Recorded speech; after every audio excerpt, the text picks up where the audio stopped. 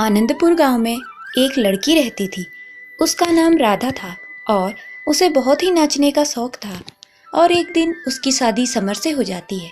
ससुराल जाने के बाद उसकी सासू माँ उससे कहती हैं कि बहू, मैंने सुना है कि तुम डांस करती हो। तब बहू बोलती है, जी मुझे डांस करना बहुत ही पसंद है, क्या मैं यहाँ पर भी कंटिन्यू कर सकती हूँ? तब सासू माँ कहती है, अरे बिल्कुल नहीं, अगर दोबारा डांस का नाम लिया तो अच्छा नहीं होगा। मुझे भूख लगी है, जल्दी से खाना बना दो। तब उसका पति कहता है, लेकिन माँ, डांस करने में क्या बुराई है, यह बच्चों को डांस सिखा सकती है। तभी उसकी माँ कहती है, अरे वाह, तुमने तो एक ही दिन में मेरे बेटे को मेरे ही खिलाफ कर दिया। इस पर बिना कुछ बोले समर वहाँ से चला जाता है और राधा रसोई में ही चली जाती है।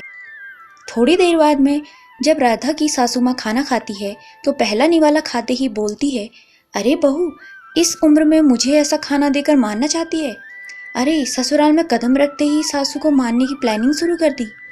हे भगवान, मेरे बेटे की तो जिंदगी बर्बाद हो गई। सासू की ऐसी बातें सुनकर बहू राधा रोते हुए, उदास होते हुए कमरे में चली जाती है तथा पूरे दिन कमरे में ही रहती है। तथा कुछ देर बाद समर के आते ही उसकी माँ राधा की बुराई करने लगती है। अरे आ गया समर बेटा, तेरी बहू ने आज मुझे तो मार ही दिया था। इसके मम्मी पापा ने नाचने के अलावा और कुछ सिखाया है या नहीं? राधा अपने मम्मी पापा की बात सुनकर कमरे से बाहर चली जाती है और कहती है, सासू माँ, मुझे कुछ भी कह लो, लेकिन मेरे मम्मी पापा को कुछ मत बोलो। सासू माँ कहती है, अरे महारानी के तेवर तो देखो, मैं कुछ भी बोलूँ तुम क्या कर लोगी? तब राधा कहती है, तुम जैसे लोगों का कौन क्या बिगाड़ सकता है? तब सासू माँ कहती है, अरे समर, तुम्हारी पत्नी की कैंची की तरह जुबान चल रही है। तब समर ने बोला, तुम्हारे सास बहू की तू मैं के अलावा और कुछ काम नहीं? मेरी तो जान बख्श दो, मुझे ऑफिस का बहुत ज़रूरी काम करना है। समर अपने कमरे में चला जाता है तथा सास बहू की कहानी रोज कंटिन्यू होती रहती है।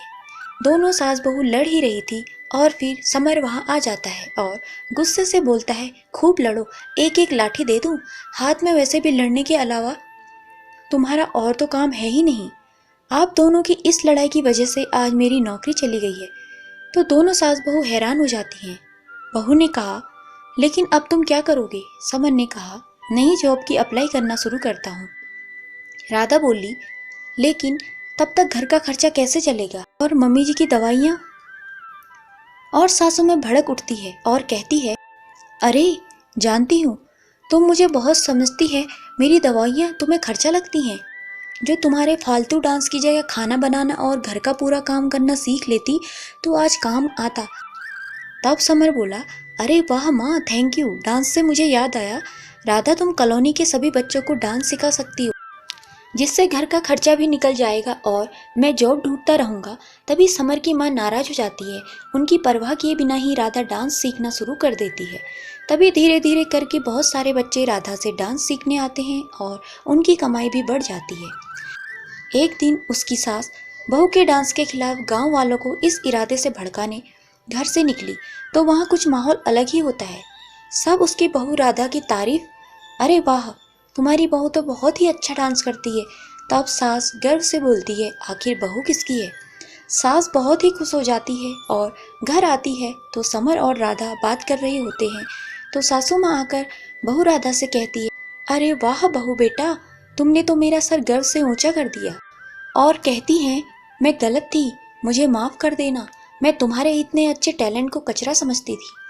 अब राधा घर खर्चे के साथ साथ कुछ बचत भी करने लगी। Thank you.